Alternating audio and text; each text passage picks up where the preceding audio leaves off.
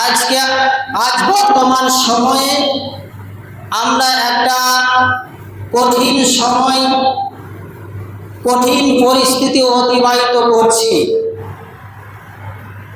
আজকে অশান্তির আগুন দাউ দাউ করে জ্বলছে। ইসলামের শত্রুরা, কোরআনের শত্রুরা, আল্লাহর দুশমনরা, মুসলমানের শত্রুরা আজকে মুসলিমের পিছনে লেগে পড়েছে। তাদের উদ্দেশ্য, টার্গেট যে আমরা এই মুসলিমগুলোকে পৃথিবীর বুক থেকে বিদায় করব। তাদের উদ্দেশ্য, টার্গেট হলো যে আমরা এই ইসলামের বাতিকে, এই ইসলামের আলোকে পৃথিবীর বুক থেকে আমরা বিদায় করব, নিভিয়ে দেব। কোরআনকে আমরা পৃথিবীর বুক থেকে মুছে ফেলব। এটাই তারা চক্রান্ত, ষড়যন্ত্র, পরিকল্পনা চালাচ্ছে। কিন্তু দুশমনরা, আমি তোমাদেরকে বলছি, তোমরা জেনে রেখে দাও, তোমরা যতই চেষ্টা চালাও না কেন ইসলামের বাতিকে নিভিয়ে দেওয়ার জন্য, এই কোরআনকে পৃথিবীর বুক থেকে মুছিয়ে দেওয়ার জন্য চেষ্টা যতই চালাও তোমরা পারবে না। কেন? কারণ হচ্ছে ইতিপূর্বে যারা মুসলিমদের পিছনে লেগেছিল, ইতিপূর্বে যারা ইসলামের বাতিকে নিভিয়ে দেওয়ার চেষ্টা করেছিল, যারা এই কোরআনকে পৃথিবীর বুক থেকে মুছে দেওয়ার চক্রান্ত চালিয়েছিল, আজকে তারা পৃথিবীর বুকে নেই, তাদের পতন হয়ে গেছে। তোমার চেয়ে কত বড় বড় নেতা, কত দাবর দাবর নেতা, উতবা, সাইবা, ফেরাউন, কারুন, হামান, এরা নেই। এরা ইসলামের পিছনে লেগেছিল, কোরআনের পিছনে লেগেছিল, এরা মুসলিমের পিছনে লেগেছিল। আজকে তাদের পতন হয়ে গেছে।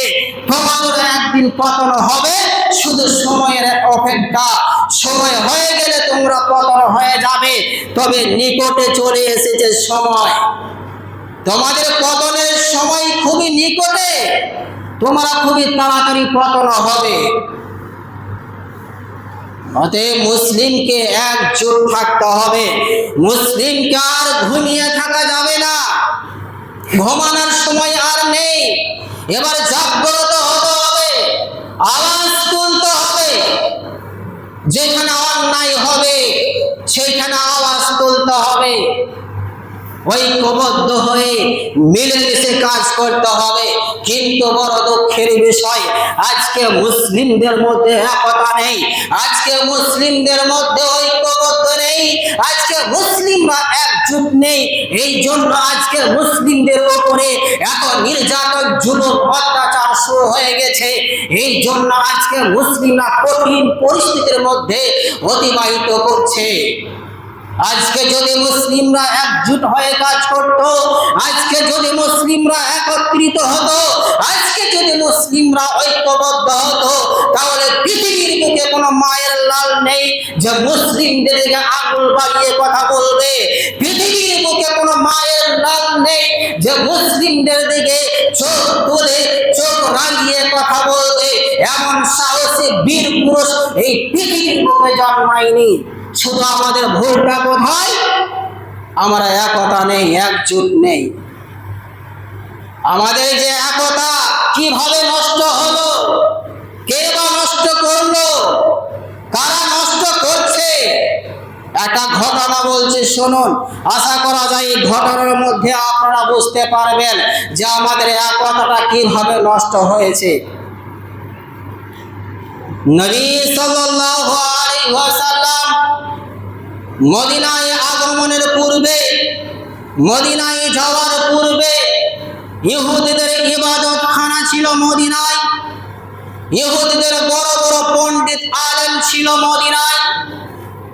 এরপর নবী সাল্লাল্লাহু আলাইহি ওয়াসাল্লাম মদিনায় আগমন করলেন, মদিনায় প্রবেশ করলেন।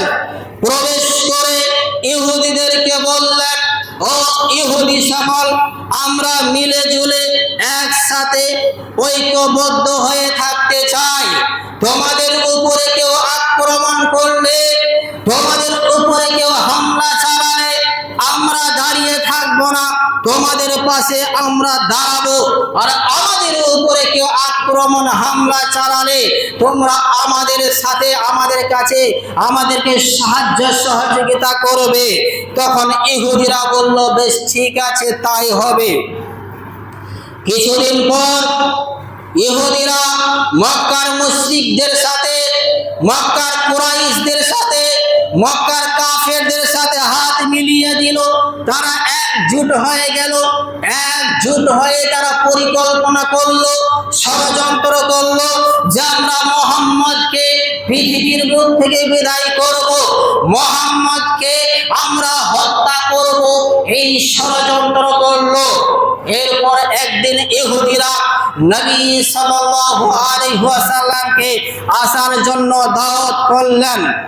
তখন নবী সাল্লাল্লাহু আলাইহি ওয়াসাল্লাম কিছু সাহাবীদেরকে নিয়ে ইহুদিদের কাছে গেলেন। ইহুদিরা তখন নবীকে বলল, হে মুহাম্মদ, তোমার সাথে আমাদের কিছু গোপনীয় কথা আছে, কিছু লুকায়িত কথা আছে, পার্সোনালি কথা আছে। যে কথাটা আছে ওই কথাটা তোমার সাহাবীদের সামনে বলা যাবে না, তোমার সাহাবীদেরকে একটু সাইড করে দাও। তখন নবী সাল্লাল্লাহু আলাইহি ওয়াসাল্লাম সাহাবীদেরকে একটু দূরে সরিয়ে দিলেন। সাহাবীদের তখন মনে মনে সন্দেহ হলো, কি ব্যাপার, কেন আমাদেরকে সাইড করে দেওয়া হলো, কারণ কি? এরপর ইহুদিরা নবী সাল্লাল্লাহু আলাইহি ওয়াসাল্লামকে একটি জায়গাতে বস করালো। যে জায়গাতে বস করালো তার পিছনে একটা দেওয়াল ছিল, আর দেওয়ালের ওই পাশে ইহুদিরা একটা লোককে পাঠিয়ে দিল। দেওয়ালের ওই পাশে যে লোকটা, যে মানুষটা ছিল, সে একটা বড় ধরনের পাথর নিয়ে দেওয়ালের উপরে উঠতে লাগলো। কথা বলার তাদের উদ্দেশ্য ছিল না, তাদের উদ্দেশ্য ছিল, মূল টার্গেট ছিল যে আমরা মুহাম্মদের সাথে কথা বলবো, আর অপর থেকে পাথর ফেলে মুহাম্মদকে পৃথিবীর বুক থেকে বিদায় করব। এটাই ছিল তাদের উদ্দেশ্য। ঠিক এমনি সময়ে আল্লাহ সুবহানাহু ওয়া তাআলা জিবরিল আমিনকে পাঠিয়ে দিলেন, ওহীর মাধ্যমে জানিয়ে দিলেন, হে সম্মানিত নবী, আপনি ওইখান থেকে পালিয়ে যান। কেন? কারণ হচ্ছে ইহুদিরা আপনাকে মারার চক্রান্ত চালাচ্ছে, পরিকল্পনা করছে, ইহুদিরা আপনাকে হত্যা করবে, দ্রুত আপনি সেইখান থেকে পালিয়ে যান। তখন নবী সাল্লাল্লাহু আলাইহি ওয়াসাল্লাম সেইখান থেকে পালিয়ে গেলেন। কিছুদিন পর ইহুদিদেরকে ওই মদিনা থেকে বহিষ্কার করে দেওয়া হলো, মদিনা থেকে বের করে দেওয়া হলো। এরপর ইহুদিরা চলে গেল খাইবারে, খাইবার থেকে তাদেরকে বহিষ্কার করে দেওয়া হলো, বের করে দেওয়া হলো। এরপর দিন ইসলামের বাণী, ইসলামের বাণী, ইসলামের দাওয়াত, কালমার বাণী ব্যাপক হারে পৃথিবীর আনাচে কানাচে ব্যাপক হারে বিস্তার করতে লাগলো, ছড়িয়ে পড়তে লাগলো। কিন্তু ইহুদিদের সহ্য হলো না। ইহুদিরা দেখলো, কি ব্যাপার, মুসলিমদের এই ইসলাম এত দ্রুতভাবে কিভাবে ছড়িয়ে পড়ছে, এর কারণ কি? এর কারণটা আমাদেরকে খুঁজে বের করতে হবে। কারণ কি? কারণটা হলো একতা। মুসলিমরা একতা হয়ে আছে, একজুট হয়ে আছে, ঐক্যবদ্ধ হয়ে আছে, এই জন্য তাদের দ্বীন ইসলাম ব্যাপক হারে বিস্তার লাভ করছে। অতএব তাদেরকে রুখতে হবে, এটা বন্ধ করতে হবে। তাদের চক্রান্ত, তাদের একতা আমাদেরকে নষ্ট করতে হবে। কিন্তু কিভাবে তাদের একতাকে নষ্ট করব? আমরা তো শক্তি দিয়ে, ক্ষমতা দিয়ে, বল দিয়ে, অস্ত্র দিয়ে তাদের একতাকে নষ্ট করতে পারবো না। তাহলে কিভাবে করব? অনেক চিন্তা ভাবনা করার পর ইহুদিরা বলল, বুদ্ধি দিয়ে তাদের একতাকে নষ্ট করতে হবে। কথা অনুযায়ী কাজ শুরু হয়ে গেল। কিন্তু তারা নবী সাল্লাল্লাহু আলাইহি ওয়াসাল্লামের যুগে মুসলিমদের একতাকে নষ্ট করতে পারলো না। এরপর আবু বকর রাদিয়াল্লাহু আনহুর যুগে তারা মুসলিমদের একতাকে নষ্ট করতে পারলো না। এরপর ওমর রাদিয়াল্লাহু আনহুর যুগে তারা মুসলিমদের একতাকে নষ্ট করতে পারলো না। এরপর ওমর রাদিয়াল্লাহু আনহু যখন গত হলেন, মারা গেলেন, তখন উসমান রাদিয়াল্লাহু আনহু খলিফা হলেন, খিলাফতের দায়িত্ব গ্রহণ করলেন। সেই সময়ে ইয়ামানে এক এলাকার নাম হলো সানা। সেই সানা শহরে এক মুনাফিকের আবির্ভাব ঘটলো। এক ইহুদির আলেম, ইহুদি পণ্ডিতের আগমন ঘটলো, যার নাম হলো আব্দুল্লাহ ইবনে সাবা। এই আব্দুল্লাহ ইবনে সাবা ছিল খলনায়ক, মুনাফিকদের খলনায়ক ছিল এই আব্দুল্লাহ ইবনে সাবা। এই আব্দুল্লাহ ইবনে সাবা দেখলো যে মুসলিমদের মধ্যে কোনো মারামারি নেই, খুনাখুনি নেই, ঝগড়া নেই, ঝামেলা নেই, হত্যা নেই, কিছুই নেই। তারা শান্তিভাবে বসবাস করছে, তারা একজুট হয়ে আছে, একত্রিত হয়ে আছে।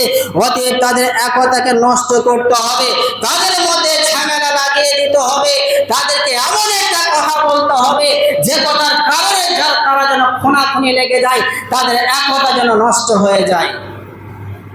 এই পরিকল্পনা সে করলো। ঠিক এমনি সময় শয়তান আব্দুল্লাহ ইবনে সাবার কাছে চলে আসলো, এসে বলল, হে আব্দুল্লাহ ইবনে সাবা, মুসলিমদের একতাকে নষ্ট করার জন্য তোমাকে এখন মুসলিমের রূপ ধারণ করতে হবে। মুসলিমদের একতাকে নষ্ট করার জন্য তোমাকে এখন মুসলিম সাজতে হবে। তুমি মদিনায় চলে যাও, মদিনায় গিয়ে তুমি উপর ইসলাম ধর্ম গ্রহণ করো, আর তুমি দ্বীনের দায়ী হয়ে যাও, ইসলামের প্রচারক হয়ে যাও। কিন্তু তুমি তাদেরকে বুঝতে দিও না যে আমি মুসলিমদের একতাকে নষ্ট করতে এসেছি, মুসলিমদের মাঝে আমি বিষ ছড়াতে এসেছি, এটা তুমি তাদেরকে বুঝতে দিও না। শয়তানের এই কথা শুনে আব্দুল্লাহ ইবনে সাবা চলে গেল মদিনায়। মদিনায় গিয়ে উসমানকে বলল, হে উসমান, তোমাদের ধর্মটা আমার খুব ভালো লেগেছে, পছন্দ হয়েছে, আমি ইসলাম ধর্ম কবুল করতে চাই, তুমি আমাকে কলমা পড়িয়ে মুসলিম বানিয়ে নাও। উসমান রাদিয়াল্লাহু আনহু তখন তিনি তাকে বুঝতে না পেরে কলমা পড়িয়ে মুসলিম বানিয়ে নিলেন। এরপর আব্দুল্লাহ ইবনে সাবা বলল, হে উসমান, আমি একজন দ্বীনের দায়ী হতে চাই, ইসলাম প্রচারক হতে চাই। তখন উসমান রাদিয়াল্লাহু আনহু বলেন, বেশ ঠিক আছে।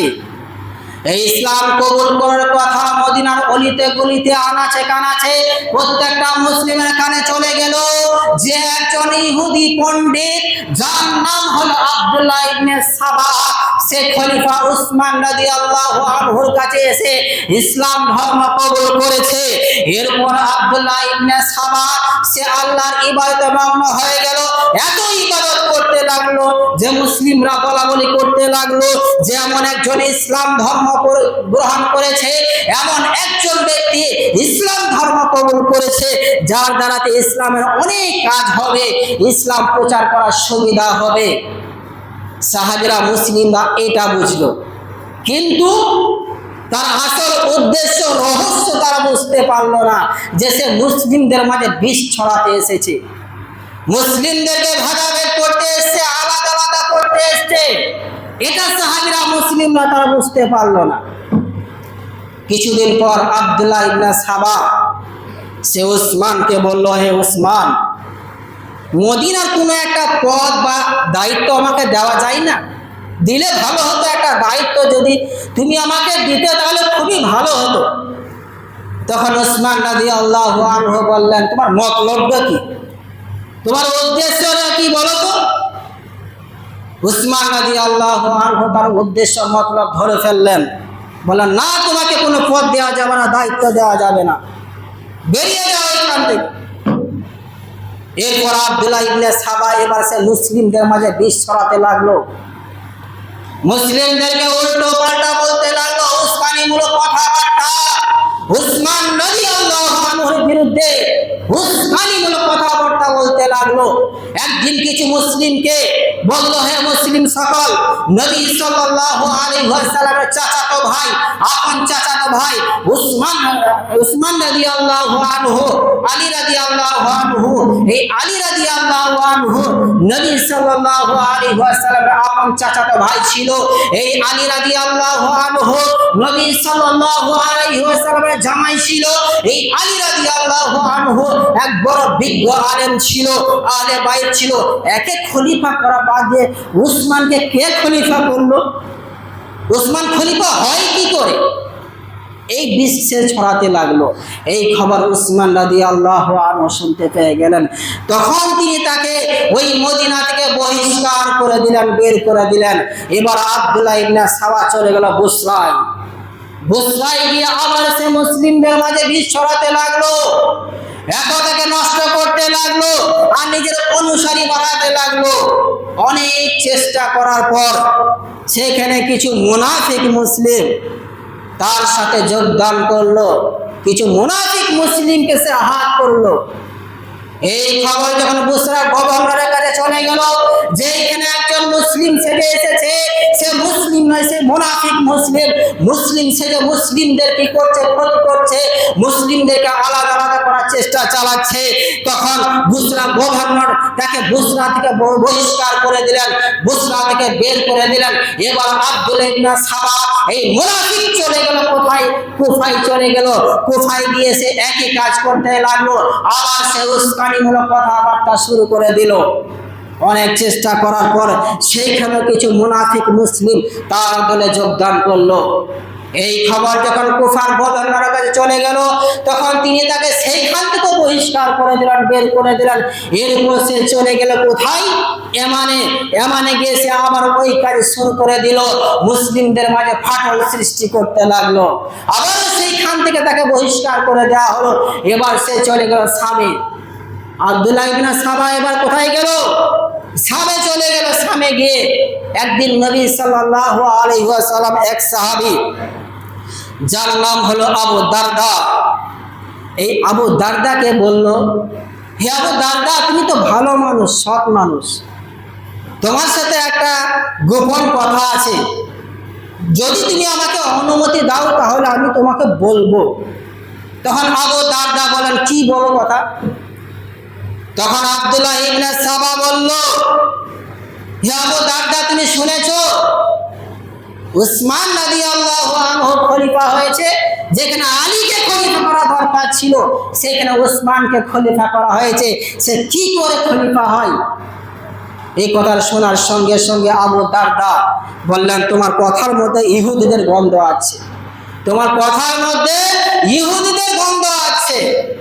সে বুঝতে পেরে গেল এখানে বেশি টাল বাহানা চলবে না, বেশি কথা বললে হবে না। এখানে কথা বললে এইখানে যে গভর্নর আছে আমির মুআবিয়া, তার কানে যদি চলে যায় তাহলে আমার খবর আছে। সে সাইড হয়ে গেল। সাইড হয়ে আবার একদিন এক সাহাবীর সাথে দেখা হলো, যার নাম হলো উবাদা ইবনে সামিদ। এই উবাদা ইবনে সামিদকে আব্দুল্লাহ ইবনে সাবা বলল, হে উবাদা ইবনে সামিদ, তুমি শুনেছো উসমান কষাঘর থেকে মাল নিয়ে সে তার আত্মীয় স্বজনদের মাঝে বন্টন করছে, বিলি করছে, এটাকে সে ঠিক করছে? এই কথা শোনার সঙ্গে সঙ্গে নবীর সাহাবী উবাদা ইবনে সামিদ তার হাত থেকে চক করে ধরলেন, ধরে আমির মুআবিয়ার কাছে নিয়ে চলে গেলেন, গিয়ে বললেন, এই লোকটাকে সুবিধা লাগছে না, কেমন কেমন লাগছে। সেইখান থেকে তাকে বহিষ্কার করে দেওয়া হলো। এরপর আব্দুল্লাহ ইবনে সাবা চলে গেল মিশরে। মিশরে গিয়ে দেখলো যে এইখানে মানুষরা অন্ধভক্ত, এইখানে মানুষরা অন্ধভক্ত, এদেরকে হাতে করতে খুবই সুবিধা, খুবই তাড়াতাড়ি এদেরকে হাতে করে নেব। তাই সে কাজ শুরু করে দিল। কিছুদিনের মধ্যে একটা বিশাল বাহিনী সে তৈরি করে নিল, একটা বিশাল বাহিনী সে তৈরি করে নিল। এই খবর যখন মিশরের গভর্নরের কাছে পৌঁছালো, তখন তাকে সেইখান থেকে বহিষ্কার করে দেওয়া হলো। এরপর আব্দুল্লাহ ইবনে সাবা যখন ওই মিশর থেকে বার হলো, তখন একটা বিশাল বাহিনী নিয়ে বার হলো।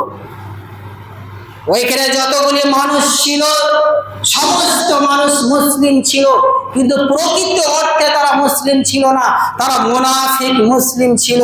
কি ছিল? মুনাফিক মুসলিম। সেই মুনাফিক মুসলিম আজও আমাদের সমাজে আছে।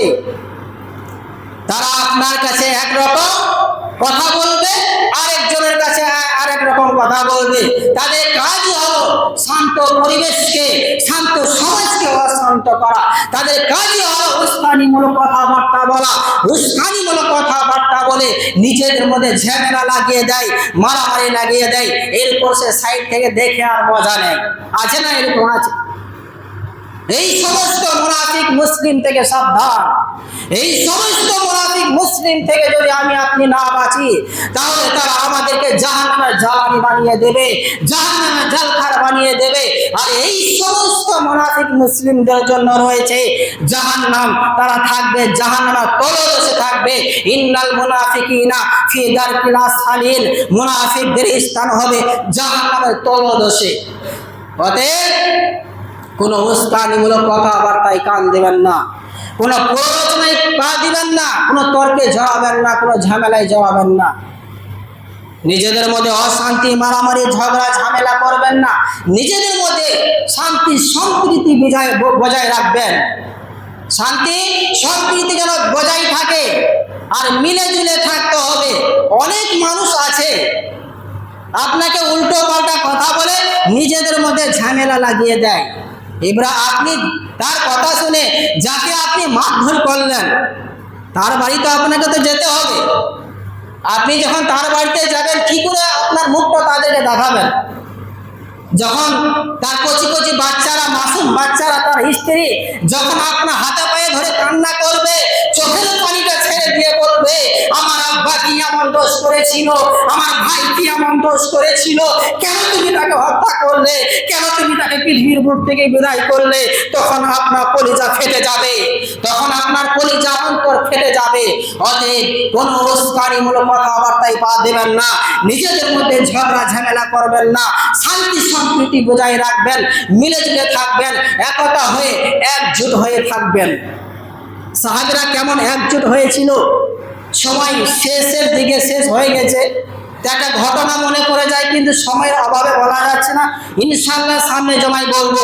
তার আরেকটা হাদিস বলে ছেড়ে দিচ্ছি।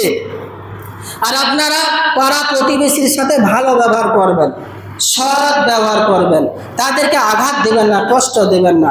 সে আপনার পড়োশী, আপনার বিপদ হলে আপনার পাশেই সে দাঁড়াবে। আপনার কোনো বিপদ হলে সে আপনার পাশে এসে দাঁড়াবে, জিজ্ঞাসা করবে, আপনাকে পানি ঢেলে দেবে। নবী সাল্লাল্লাহু আলাইহি ওয়াসাল্লাম বলেছেন, আইয়ুবসাতালাহু ফি রিজকিহি, তোমাদের মধ্যে কেউ যদি চায় যে আমার রুজিটা প্রশস্ত হোক, আমার রুজিটা বেড়ে যাক, আমার মালে বরকত হোক, এটা কেউ যদি চায়, ফালিয়াসিল রাহিমাহু, সে যেন তার পড়োশীর সাথে, আত্মীয় স্বজনদের সাথে ভালো ব্যবহার করে, সৎ ব্যবহার করে। এর পরের বাক্যে নবী সাল্লাল্লাহু আলাইহি ওয়াসাল্লাম বলছেন, ওয়া আইয়ুনসালাহু ফি আসারিহি, আর তোমাদের মধ্যে কেউ যদি চায় যে আমার বয়সটা বেড়ে যাক, 40 আছে 50 হয়ে যাক, এটা কেউ যদি চায়, তাহলে সে যেন ফালিয়াসিল রাহিমাহু, সে যেন তার পড়োশীদের সাথে, আত্মীয়দের সাথে ভালো ব্যবহার করে, সৎ ব্যবহার করে।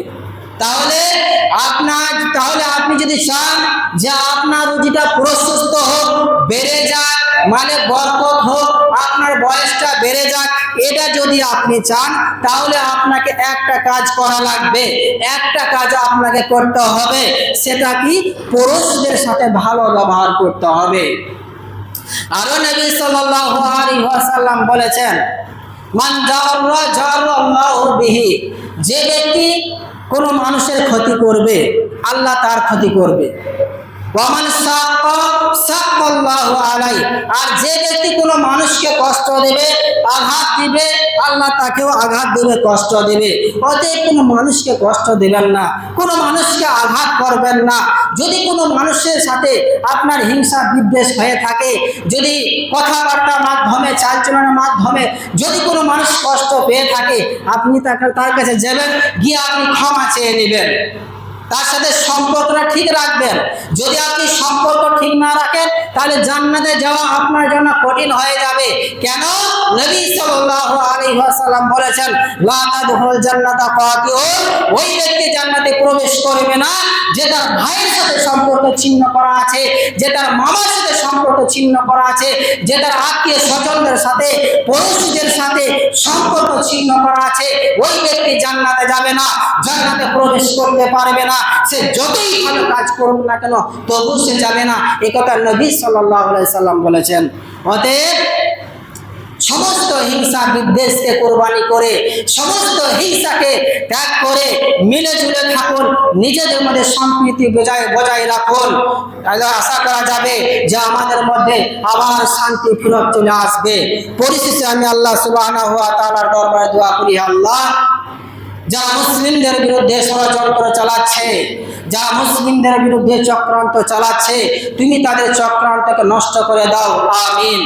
হে আল্লাহ, যারা এই ইসলামের বাতিকে নিভিয়ে দেওয়ার জন্য, এই ইসলামের আলোকে নিভিয়ে দেওয়ার জন্য চেষ্টা চালাচ্ছে, হে আল্লাহ, যারা এই কোরআনকে পৃথিবীর বুক থেকে মুছে দেওয়ার জন্য উঠে পড়ে লেগেছে, তুমি তাদের চক্রান্ত পরিকল্পনা নষ্ট করে দাও, আমিন।